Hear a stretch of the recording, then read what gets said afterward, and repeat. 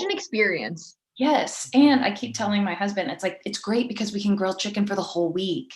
And then homegirl doesn't have to think about dinner for 7 days. So that's where we're at.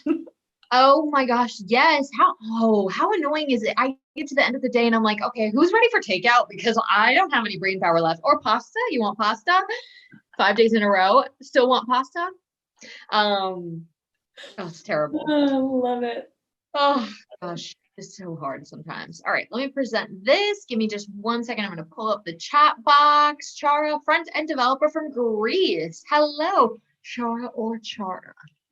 I'm probably saying that wrong. So what I'm going to go ahead and do is, I'm sure we'll have other people jump on. I am going to hit record and we are going to get kicked off today.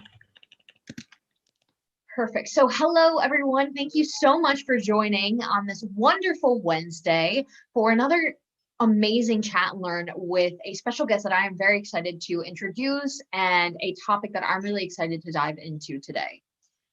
And so, before we get kicked off and talking about what it is to have this almost competition between career and kids and deciding which path we want to take or how we're going to make them work, collectively, let's get kicked off with some housekeeping. So, turn your cameras on, come off of mute, be a part of this conversation. We are recording this and you will get a follow-up email that will have some resources that Ashley has so kindly mentioned that she will provide. But you'll also be able to come back and watch this, take notes. So we really just want you to be here, be present, and be a part of this conversation because this is all about you. And so, with that, I also want to say that if you do decide to come off of mute, you will show up on the live recording. I just want to let everyone know for privacy purposes. So in the case that you want to participate, but you don't want to show up on the recording, feel free to write in the chat. And if there's something that you want to say privately, feel free to write that to me. And you can find my name by going to the chat bar and the drop-down menu, find Nicole Felter. And you can write that to me and I will ask anonymously. And then, this is being recorded, as I said. So, we want you to be present and come back to this afterwards. And then keep up with us on social. You can find us at PowerToFly on every social channel except TikTok for now. And then lastly, subscribe to our YouTube channel. We are live streaming all of our chats there, and you can find a lot of the amazing content that we have there as well. And so with all of that, I think I've covered all of my bases. And so let's dive right into the introduction, Ashley. I am so excited to have you here today. I mean, not only did we hit it off super well when we first met, which was really exciting, but beyond that, you're doing really, really fantastic work. And so I don't want to, kill your introduction, but I do want to say that Ashley is the founder of Prowess, and I will let her dive into that a little bit more. And she is fighting the active fight towards gender equality. And so with that, I'm going to hand the mic over to you and I will go on mute. Awesome. Well, hello, everyone. Thank you so much for being here. And as Nicole said, feel free to jump in, ask questions, interrupt me. That is no problem. We're here for all of you. And so as much as this can be a conversation, the better. Chances are I'm going to learn more than you do in this conversation. So anyway, so yes, like Nicole said, I'm Ashley Connell, founder of Prowess.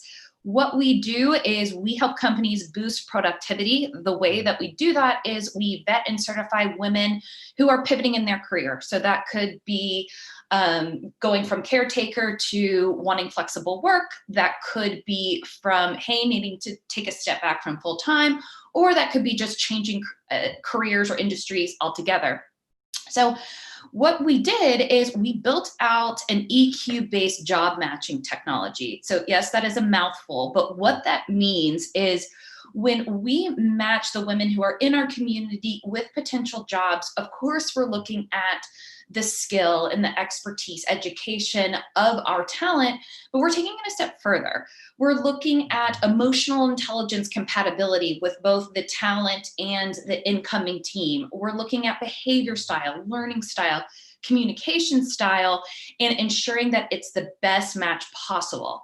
So it's been fantastic to see over the past 2 years us grow and just see how appreciative both the talent is to finally find lasting homes, if you will, for work, but also the hiring managers coming to us and it's like, you are saving us. You're cutting our interview process in half, the ramp up process in half, and we're just getting these women who share our values and are really that missing part of the team. So it's been a fantastic, like I said, 2 years, and I'm very excited to tell y'all more about it. I love this. I love what you're doing. And, for everyone who jumped on afterwards, we were talking offline about stay-at-home moms and kind of what that entails and the important role that they play in coming back to work and a lot of the skills that they've built upon. And, I would love if before we get into any of the questions, you could kind of talk a little bit about that, because this is something that comes up time and time and time again. We have tons of women who are returning to work and, they always feel discounted, as women discount themselves even when they're in the workforce, but even more so when you're a stay-at-home mom. I've noticed this trend of saying, oh, I'm just a stay-at-home mom, or I don't know what I have to offer to go back into the workforce. So I would love it if you could talk a little bit about that, and then we'll dive right into the Q&A. Absolutely. So just let everyone know, I am not a mom yet. So we'll get into why I started Prowess, but in order to start, I needed to go out and do hundreds and hundreds of interviews with women who did want to return to the workforce. And so when I was going and asking them about their biggest barriers, I thought they were going to say, oh, my tech skills. And no, that wasn't it at all. What they said their biggest barrier to reentry was confidence. And that really, really surprised me. So first it was confidence. And second was they didn't know where to go, where they could find upskilling, a place to gain confidence, a network of like-minded women, and job matching all in one place. So that is what Prowess created for them. Now, what's been really interesting, because of course, with the confidence thing, that, like I said, shocked me. So I did some digging, and according to Bright Horizons, they do a family index each year. And in America, they believe that working mothers are 89% more likely to show empathy on an ongoing basis than anyone else in the workforce. And so just thinking about that alone and how important empathy is for your job. So what we do a lot at Prowess is help women look at their both tangible and intangible skills that they had from being a stay-at-home mom, and how do you message them so that they are transferable. And again, we can get into some more examples there, but I think that is really, really key. And remember that those years that you were quote unquote out, you were still working and you're gaining even more valuable skills than had you stayed in the workforce. I love this. Thank you for touching upon that before we dive right in. And so with that, we're going to go into these questions that were pre-submitted. And so, at any point, if you would like to chime in and ask your question, please feel free. We really want this conversation to be about you. And so getting into this first question, what was the biggest reason that you pitted family planning against career development? I really like this question. And when I first read it, I was like, oh dear, why did I do that? But what it was the data. And so let me take a step back. My background is B2B tech marketing. I did that for 15 years. And I woke up one day and I was like, this is just not it. This is not it for me. There's something else. And I was thinking about my career, and I realized that I had this ongoing anxiety about what having children would do to my career. And the reason why that made me so anxious is because anyone who knows me knows I put 120% into my work. And I didn't know how I was going to share that with another human being who needs me to survive. And that's really scary. And when you're doing something for 15 years, it's terrifying to think like, how is this going to rock the boat? And how am I going to succeed at both? So I had this anxiety, and I went and did some research. So according to Harvard Business Review, if a woman is out of the workforce for just 3 years, she loses 37% of her total compensation power for the rest of her life. And that scared me. I became obsessed with that and tried to find out all the information that I possibly could. What I found was, of those women, 97% of them would return if they had flexible work. And so that's when I built prowess. But I think it's also really important to say that I don't, as much as I would love to say I'm this data jockey, what I also saw was not just these hard numbers from a reputable source, but at the time I was working at a tech marketing consultancy. And one of our partners' wives was helping us with operations. And she had 2 degrees in counseling. She was top salesperson at Merck. She taught herself graphic design, taught herself bookkeeping. She had been out of the workforce for 3 years and now was in her 2nd year of trying to return and could only get unpaid internships. And so that data, plus having someone so close to me go through that, I was like, we got to do something about this. And hence, Prowess was born. What a powerful story that you tell about this, right? Because I think that this is a fear, even when you already maybe have one child and you're maybe planning to expand your family. Like, I had my first child unplanned, and sometimes I'm thankful for that, because I'm like, that's really before I started getting into my career. But then I'm also like, well, now how does this work out if I want to have a second kid? And add on the layer that I had a really complicated pregnancy, and so I will likely be very sick. I had hyperemesis gravidarum for the full 9 months. And so how does that play into my career planning? Like, does that allow me to even think about that? How am I going to get back into the work? Even if my employer holds my place, does that mean that I'm going to be outdated when I come back? As in, so many things have changed, and I mean, I'm saying that generally, as I imagine this is something that runs through people's minds when they're planning their leave or planning around family planning. And so, how has this shift in creating prowess, how has that kind of impacted the way you feel about this and confronting a lot of that anxiety? If that's, okay to ask, I don't want to put you on the spot or make you feel uncomfortable. No, gosh, no, not at all. So I just want to make sure that I understand your question. The question is, actually repeat exactly what you're looking for. Perfect. So how has, creating prowess and really working up closely with women and working in this space, how has that impacted the way you feel about your family planning versus, career development? And, have you confronted that anxiety around that? No, I love this. And this is such a great question, because I've said from the very beginning when I built Prowess that I was solving my future problem. I was so frustrated that I didn't know of resources like PowerToFly and like so many others who I'm very honored to be collaborating with. I didn't know, and neither did my friends.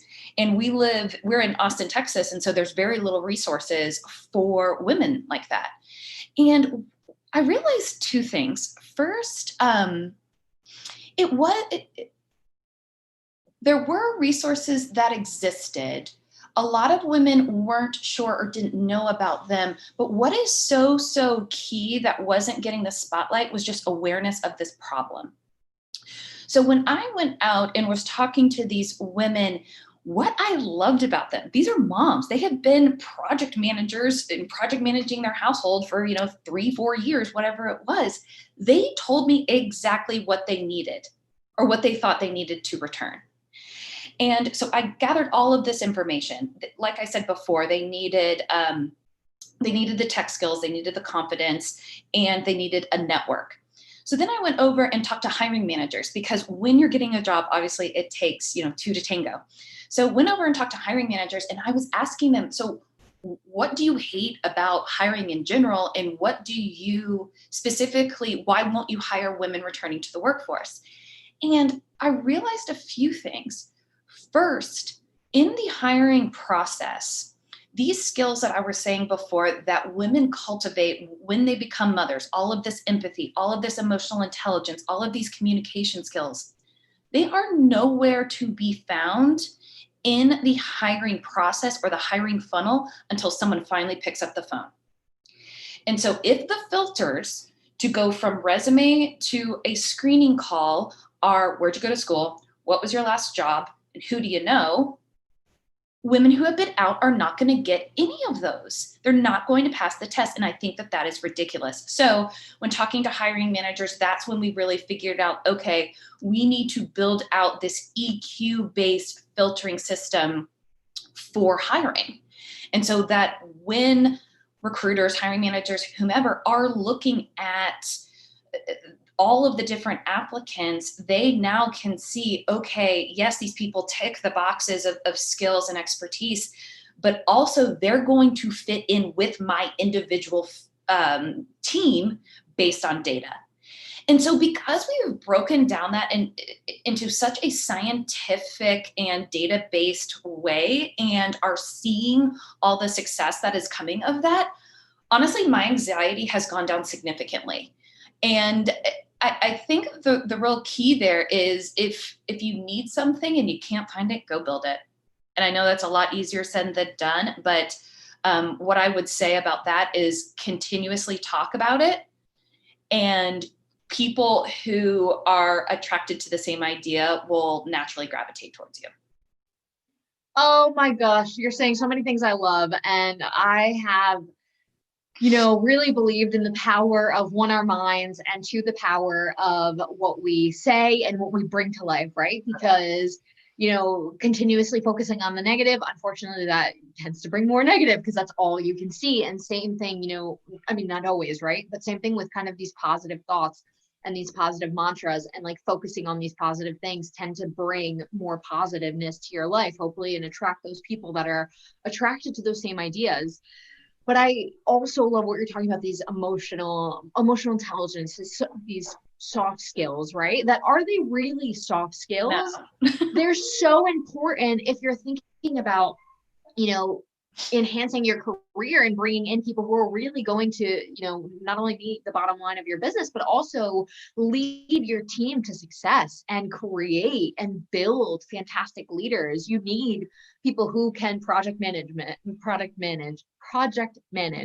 communicate effectively, negotiate, all of these things that you learn while being at home, because children are little what's a very polite word to say? They are difficult, and they make you negotiate, and they push you past your limit, and you just have to take a step back. And that is really impactful when working with other people.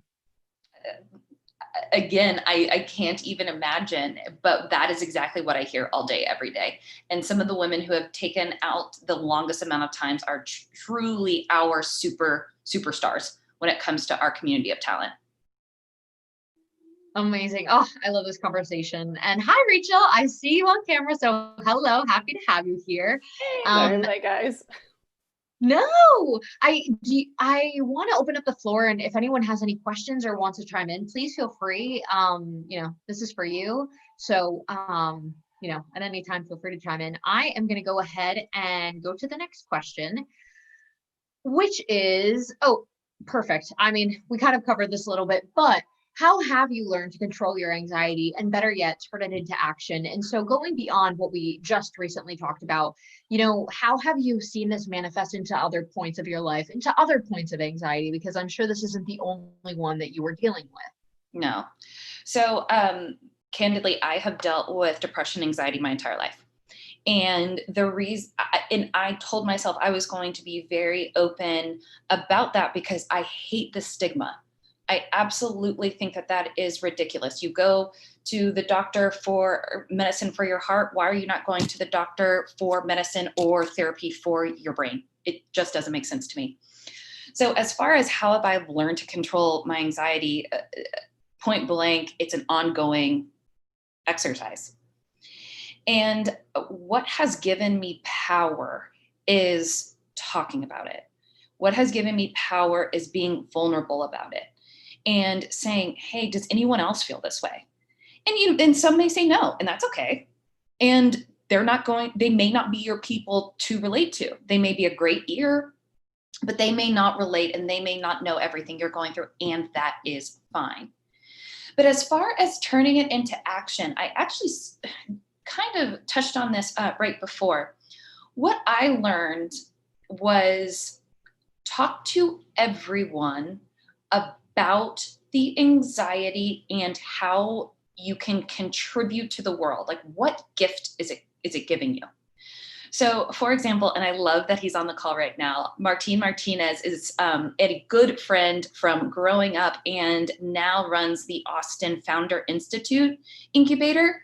What they are is they are this amazing group of people and curriculum that takes budding entrepreneurs from idea to incorporated in 4 months. It is a hard 4 months, but it is so rewarding. And he and I hadn't talked in years, and he, for some reason, either I reached out to him or he reached out to me, and we had lunch. And I started talking to him about this anxiety and this kind of job idea that I had and how I wanted to solve my future problem. Well, sure enough, he ran this entrepreneur organization and started introducing me to all these different people. And fast forward 2 years, here we are, Prowess, helping all of these women daily become what they want to be and feel fulfilled. So I have to give Martine and Founder Institute as a whole a huge shout out and a huge pat on the back for helping me take what could be looked at as negative or a roadblock, this anxiety, and help me do something really, really powerful with it. I love that. And Martine said, thanks for the love, actually. Oh, yeah. So that's amazing. And it is so lovely to find yourself with people that can help you elevate and lift up and really focus on these things that are causing you anxiety, because a lot of times it does end up having a root cause of, I have this energy inside me that I really want to bring to fruition, but I don't know how to do it. And then especially creating your own business, like that's a big project. So thank you for that. All right. And so how have you been able to juggle the stress of work while trying to plan out other things in your life? It could be family planning, launching your own business, etc. So I definitely will say this is, like I said before, ongoing struggle for me. And this is not something I'm super proud of, but I am an on or off person. I am 120% on with work, or I am 100% off on the weekends. And so that works for me. There are a ton of other people who can be 80% on work and 20% not, like all the time, and can juggle and multitask, and especially moms now who are having to be also the homeschool teacher. I don't know how you do it, and hats off to you. And with that, we just released some resources for working parents to help them identify where their anxieties are coming from and help them get more in alignment with what they want to be doing, even though they're going through some really, really challenging times.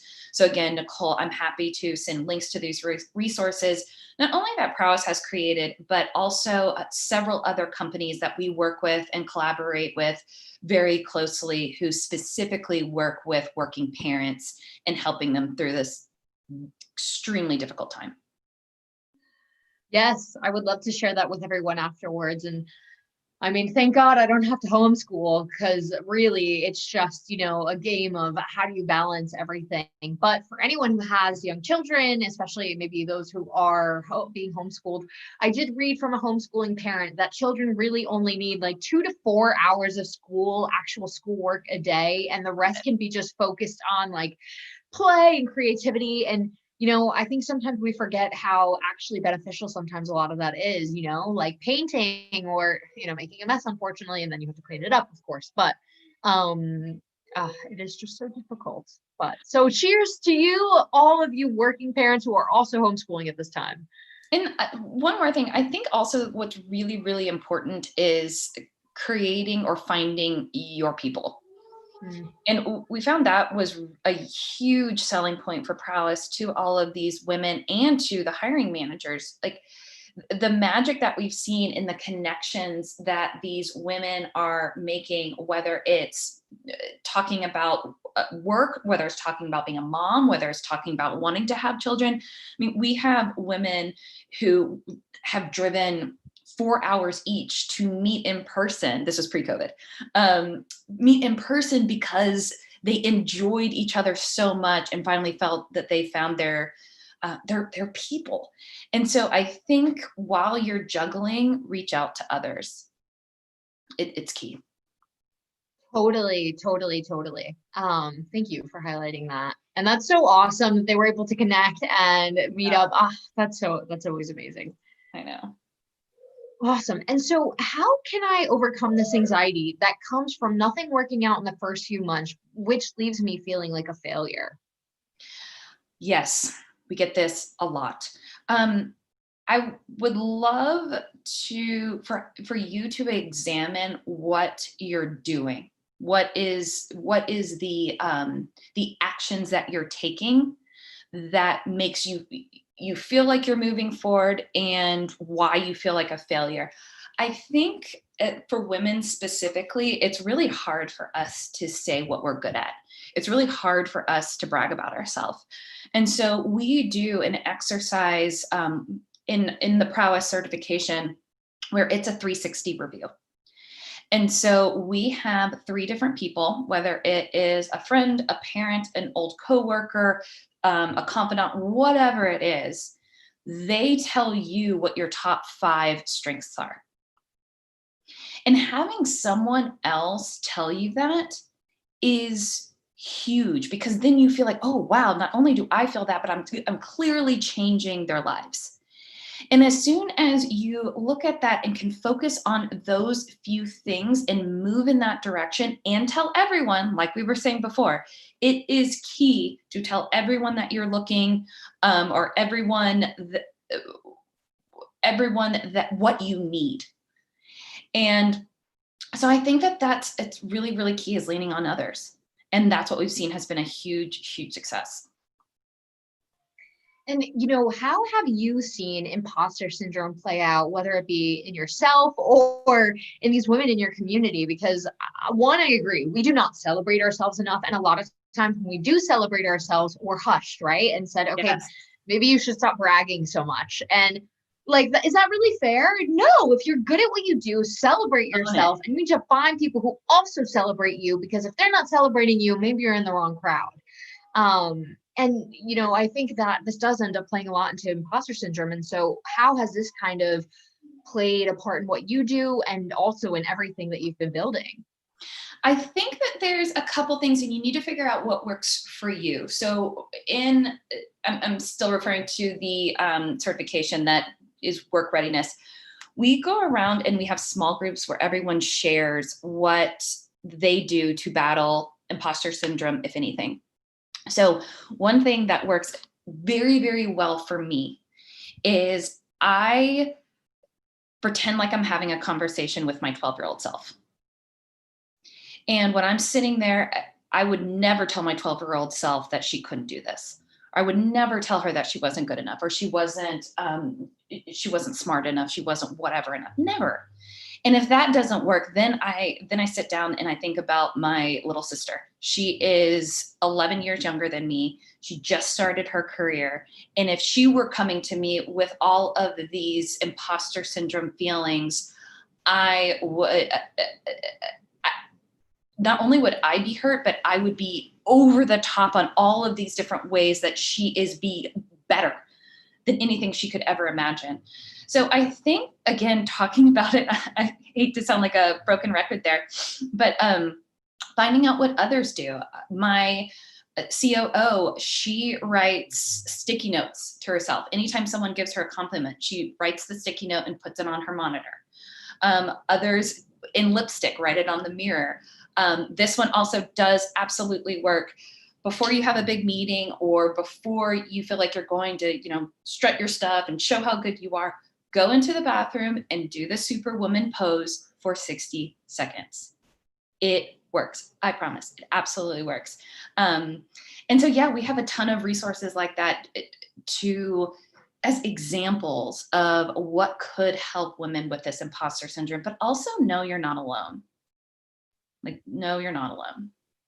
And I think that's so comforting. And we've had quite a few chats about imposter syndrome recently. And a really common theme is that people feel really comforted in knowing that they're not alone. Because I think one thing that's also comforting is to know that people, even like Michelle Obama and Beyonce, well, I don't know about Beyonce, but I know that Michelle Obama has said that she struggles with imposter syndrome. And the leading women that we think about as the embodiment of success and everything, they still struggle with their own internal battles of thinking about, do they belong? And I actually don't know if Michelle Obama said that. I just remember reading that somewhere, so I don't want to put Michelle Obama on blast. No, she did. She absolutely did. I'm a big fan. Listen to a lot of the podcasts. So yes, she absolutely did. You nailed it.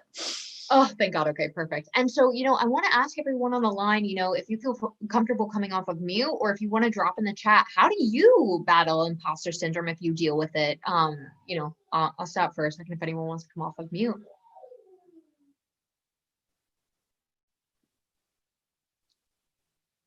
Okay, I would say that, similar to what Ashley was saying, like thinking back to your previous self and how far you've come, kind of, and what you would tell that person, your previous self or a good friend, like if they were thinking or saying those things about themselves, and I remind myself that it's totally okay if I don't know. Like there's so much that I do know and that I am an expert at, that if I walk into this conversation, like I won't have an opportunity to become an expert at that unless I enter the conversation. And so there's a lot that I am an expert at, and it doesn't have to be everything, and I won't learn more unless I'm open to it. I absolutely love that. And going into what you were saying, I mean, what's the worst thing that could happen? Someone tells you no. I could fail. I could get fired. Like none of that's bad. But okay, so this has happened to me. I've been fired, and it was the best thing that could ever happen to me. And sure, it sucks in the moment. It sucks real bad. Like I'm not saying it doesn't, but I feel like if it's not in alignment with who you are, what you want to be, or they don't think that your quote unquote best at the time was good enough, see ya. I mean, I have this just philosophy of abundance. And I think about this all the time. Like there is no such thing as like a finite number of blank. And there are your people out there. It's all about just finding them. And the fact that you're even on this on this webinar right now is huge. You're already taking the first step. So love it. Totally. And another gem that I want to share that I actually learned through the Chat and Learn program was somebody who's very experienced, and now she created her own consulting agency for women confronting ageism and trying to get back into the workforce or trying to navigate their job search. She shared a tip that was, for everything you do in your career, even if it's a small, win, write it down and keep a notebook, because at the end of the day, in 20 years, you're going to forget every small thing that you did that helped, propel the larger cause of the company or meet the bottom line. And so it's really important to keep notes of this and also to remind yourself of all the really great things you're doing. I love the tip about, post-it notes when people say nice things, because it's really nice to look back on that the days when you're feeling like, oh my God, I'm not doing my best, or I'm just really not having a good time. Yeah. Oh, I hear you. It looks like Rachel's saying a fan file. I love that. I have a me file. So this is, totally. I love it. Yes. And Melina said that they're writing down all of your tips. She loves them. And Martine said that lots of meditation, which I'm actively practicing. I try once a week at Prowess. Like, again, thank God for these women. There's one who is practicing to be a meditation teacher, master, coach. I'm not sure what the right term is. And so we do it weekly. Every Tuesday at noon, we have a team meditation. It's awesome. Oh, sorry. No worries. I love it. Oh, that's so cool. And that's kind of sometimes what you need, is that group of people to come with you and meditate and do these things. And I love that. All right. So now diving into the next question. When did the point come in your career that you realized you did actually want to have kids and you felt like you could successfully do both? I'll be honest, I'm not there yet. When you sent over these questions, this one in particular, I felt very compelled to answer it in a way that's just super honest. And I don't know. Um, I think the best that I can do is continue to grow this community and this business so that I feel like I'm finally at a place, both emotionally and financially, that makes sense. And quite frankly, that's really scary because it sucks that women feel like, a lot of them feel like there's this ticking time bomb that they have to have children before a certain age, or what could happen and all the statistics, and God, don't go on WebMD because I mean, you're going to be terrified forever. And that's scary. And so a lot of the times I sit down with myself and I'm like, wow, am is my opportunity cost for creating prowess the fact that I may never be able to have children? And am I going to be able to live with myself if that's the case? And would I make the same decision? And I know that that is extreme. And I know that there's, modern medicine and everything, but it's hard. And I struggle with this a lot. And I think that women don't talk about it. So when we started Prowess, I thought that our talent was all going to be women returning to the workforce after being a stay-at-home mom. And what we found was it's 50-50. 50% ex-caregivers, and the other 50% are women who want to have children in the next year or two and need flexible careers and want to be around women and work for companies who understand that. And it's so nice to be able to open up that conversation and speak vulnerably about how it's really super scary. And there's a lot of guilt that is embedded in that. Thank you for being so vulnerable here and sharing that because, I mean, it's crazy, right? Because we haven't sort of normalized this idea of not having children. Like maybe that's something you never want to do, and that's so okay. And, a lot of times it feels like there's almost a stigma against women who don't want to have children. And like maybe that isn't what their heart desires. And that is totally okay because there's a reality that society puts this idea that becoming a mother is super fulfilling. And that's not always the case. I can transparently say that I thought that was going to be the case. And I became a mom and I was like, this is not what I thought it was going to be. Like, oh, I'm a stay-at-home mom. No, please get me back to work because I cannot do this. I feel fulfilled and, doing other things. And some people do feel fulfilled as a stay-at-home mom. And that is totally okay. Not one is not, better than the other. But we just have to normalize as a society not having children and not placing the stigma on women who don't have children. Could not agree more. And I was talking to someone on my team today, Linda, and she's one of those women. She's just like, hey, I just don't want to have children. And I was talking to her about this, and she was like, what is so great is, yes, I don't want to have children, but I have sought out different ways to use my quote unquote motherly skills or emotion or approaches, whether it is she works in recruiting. So whether that is pumping people up and getting them jobs, whether it is with her brother and sister and their kids, her friends' kids. And she was like, and that's fulfilling for me. And the thing about this stigma, I feel very grateful for what the time that we live in now, because more and more people are understanding that like it's kind of like whatever floats your boat. And I love that. And I think the people who matter and who want to be on the right side of history get that and will accept people for any choice they make. But again, it's not going to come to you. Like it is something that you have to actively seek. And so, it's owning that responsibility and doing something little each day that moves you closer to to your right people, to the goal, to the network, etc. Definitely. Thank you for sharing that. I really appreciate this conversation. It's really real and authentic. So thanks for being here with us, Ashley. Gosh, of course. And so, I'm considering a career pivot while also beginning research into adoption. Are there things I should consider talking to my employer about? So I love this. Yes, absolutely. You're going to find out quickly when you talk to your employer if you're in alignment with them or not.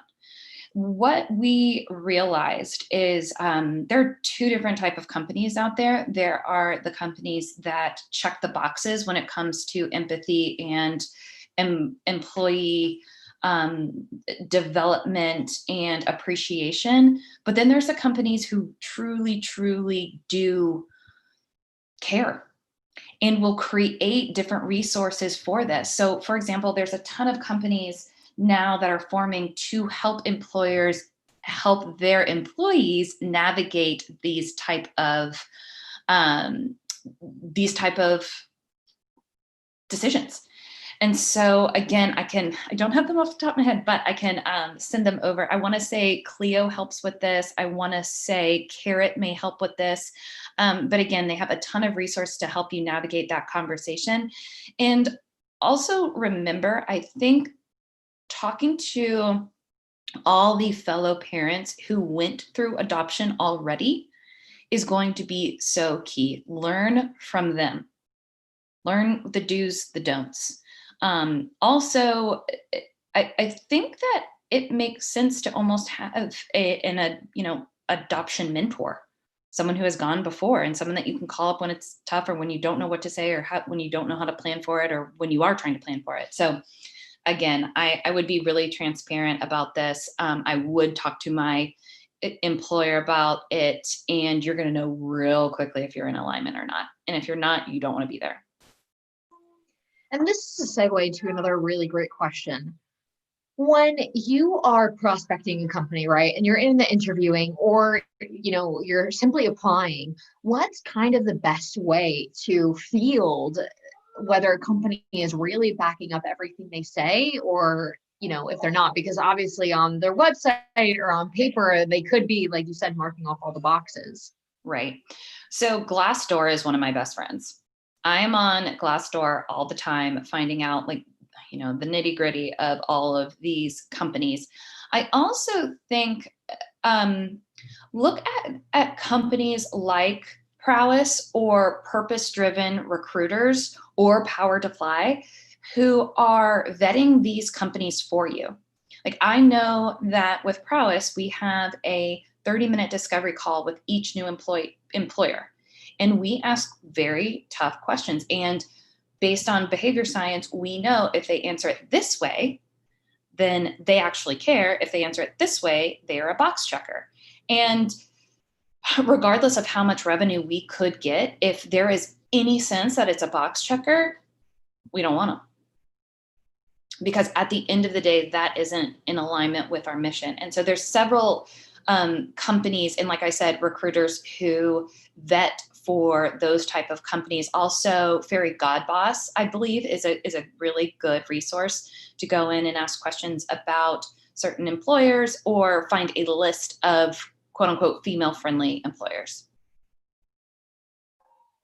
Perfect. Thanks for that. And yes, at PowerToFly, we do the vetting, and then we, are actively helping these women and non-binary, non-gender conforming people and allies to really get into these companies and really elevate their visibility within these companies, because so many times, they end up overlooked, unfortunately. So, so thank you. And moving into the next question, how do we identify our transferable skills and natural EQ skills when pivoting to launch our own business?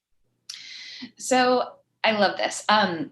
And I'm going to give big kudos to our COO, Leah Steinkirk. She was actually the woman that I was referring to at the very beginning, who I was working with at the marketing consultancy. She was that woman who couldn't get back in. And together we were so frustrated that we teamed up and built Prowess. So we have a full exercise, and I can see if I can get my hands on some of the resources. But when you're looking at transferable skills, we have a list of questions that you can go through and figure out the root of what you're really good at. And let me give you an example. Typically that helps. So like I said, our specialty is project management roles and operations roles. And so we had this classically trained musician come to us, and she wanted to get into project management.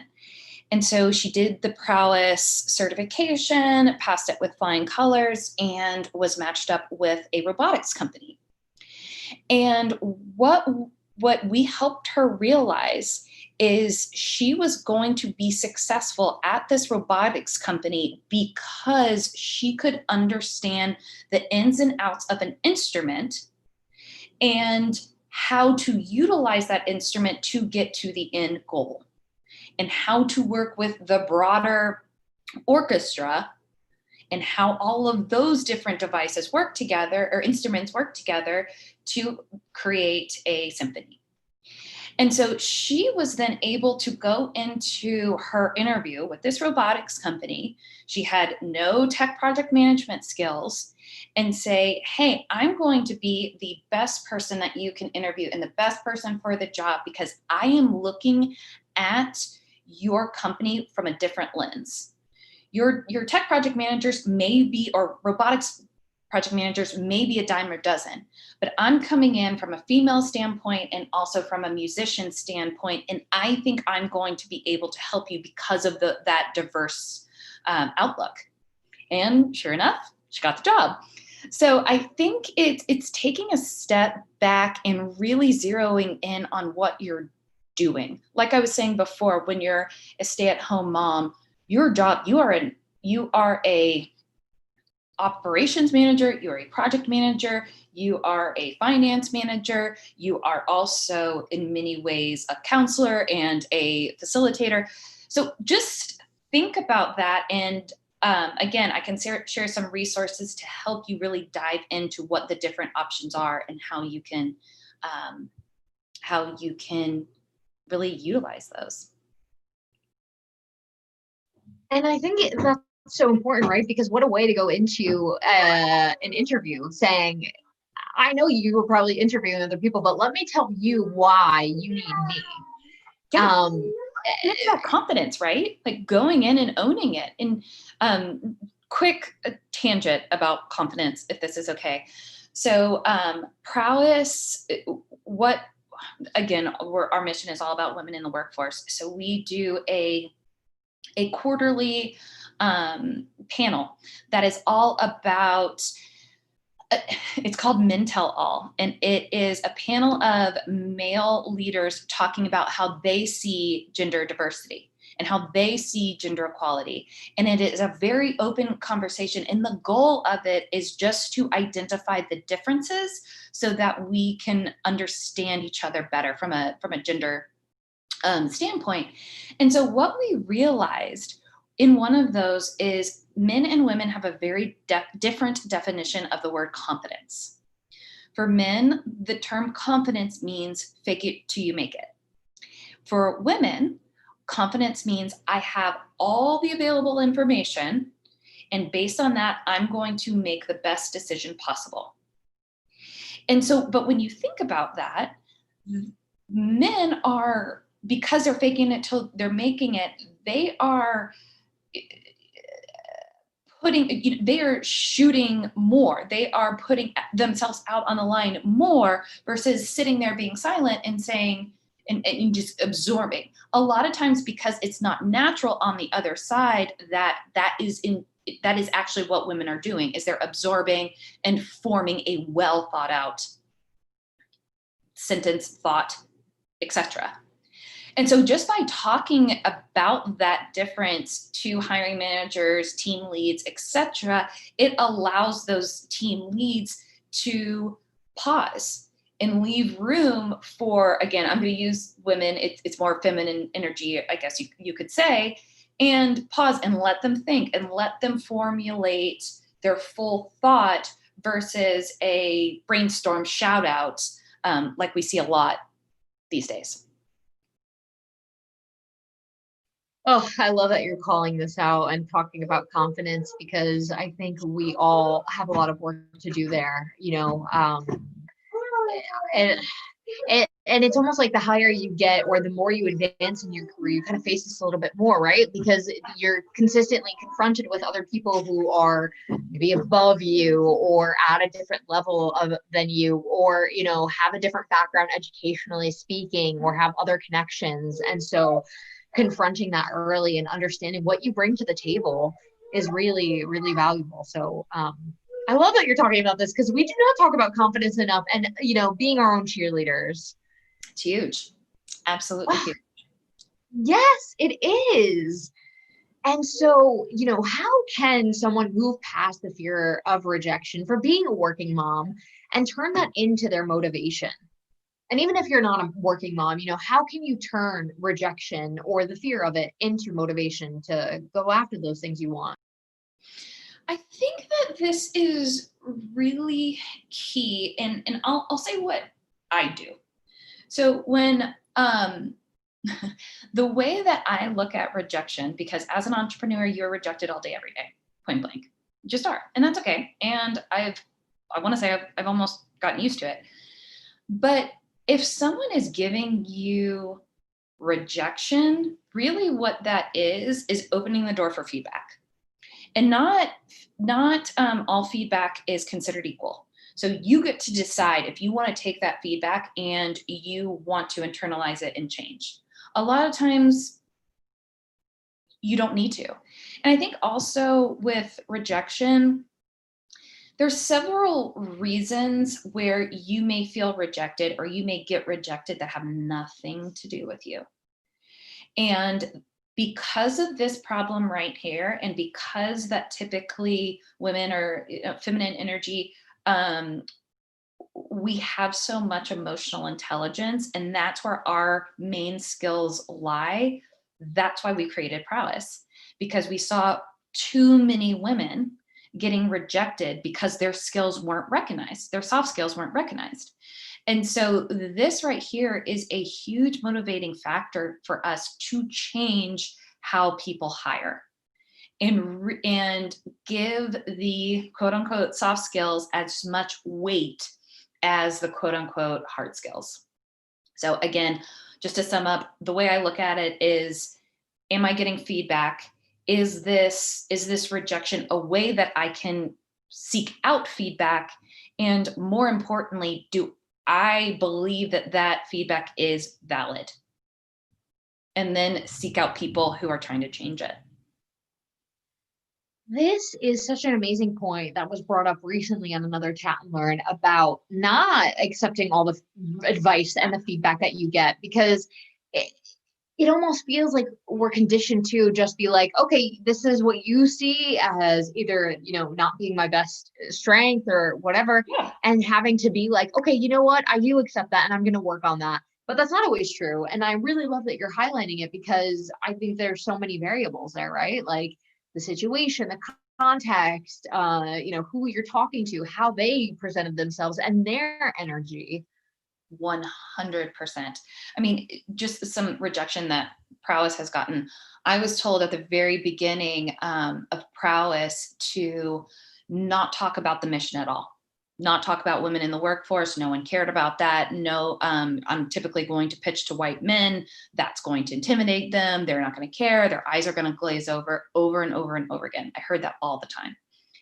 And what I realized, and this was my own shortcoming because I heard that so often, for the first year, I kind of buried the lead with Prowess when talking about it. I talked less about the power of this community and this untapped talent and all the emotional intelligence, and talked more about the skills and these are vetted women who are, up to snuff, blah, blah, blah.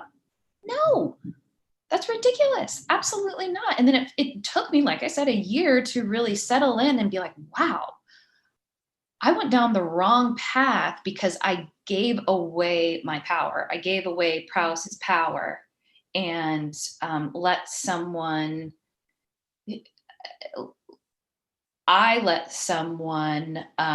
flip this script on me, and that's on me. And so again, I share that because it happens to everyone and it's not too late. I love it. I love it. And so we have about, 3 minutes left here. So I want to open the floor to anyone who might want to ask a question. So I'm just going to take a little bit of a break. And if not, that's okay too. No problem. I would love to get one more question in and then have you send us off with your final regards and, some food for thought. Yeah, absolutely. So what about, Melina said you were very clear. So there's no question so far. Awesome. Thank you. Thank you. And so, we did talk about this a little bit. So actually, I'm going to go ahead and skip this question because we did dive into this.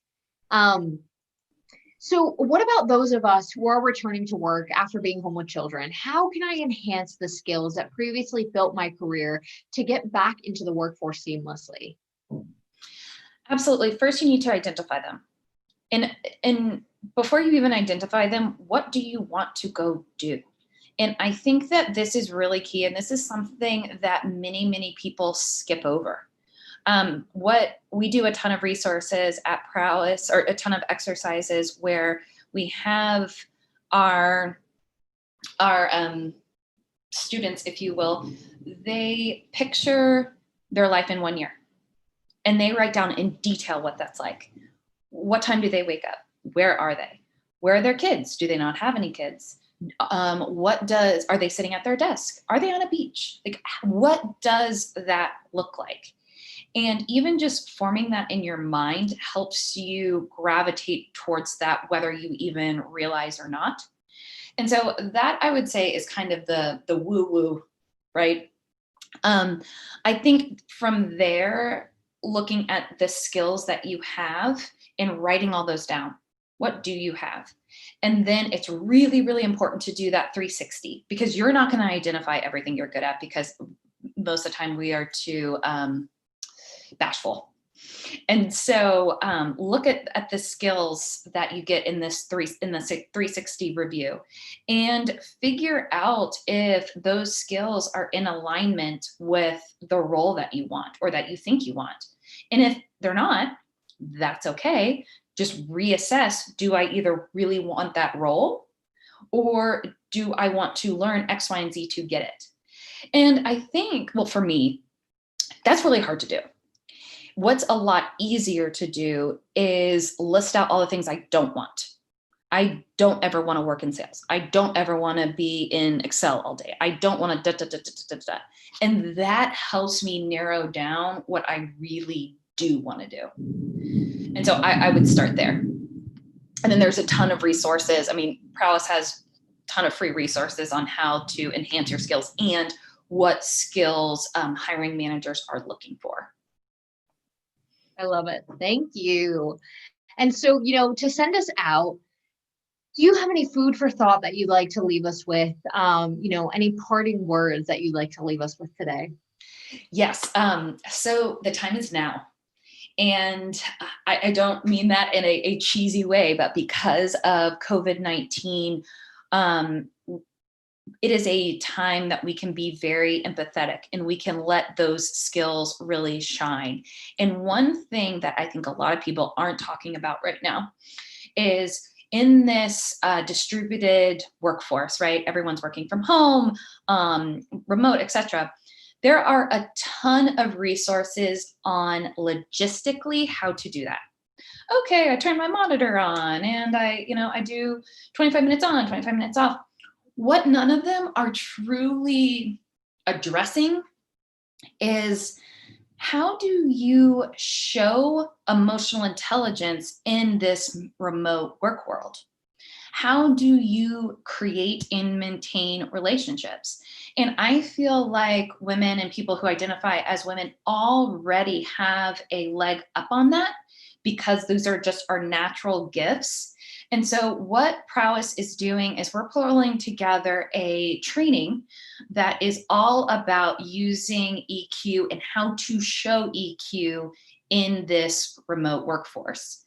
So it will be tons of data behind it, obviously research, different ideas from all different people in our community, as well as actionable things that you can do right away to help feel like you're in the room with people. And so I'm really excited about that. I would love to send the link to just to share with people, because I think that that's going to be the missing piece in this world that may never really go back to what it was before. Amazing. Well, I just want to say thank you so much to you, Ashley, and thank you so much to everyone who's on the line. This has been a really amazing conversation, and it's just reiterated a lot of things that I've been thinking about lately. So I just want to say thank you. Yes, I know these things just happen and they come together. It's the world planning all this and speaking it into fruition. And so I just want to shout out that tomorrow we are having Allyship to Impact at PowerToFly, where we have invited 50 plus anti-racist leaders to come and talk about allyship to impact and how do we create lasting impact. And then on Friday, we are having our virtual career fair. And so you can find out about all of that on PowerToFly. And I will include those resources that Ashley has mentioned in the follow-up. And yeah, so thank you, everyone. I hope you have a fantastic day. Bye. Yes, thank you so much for your time.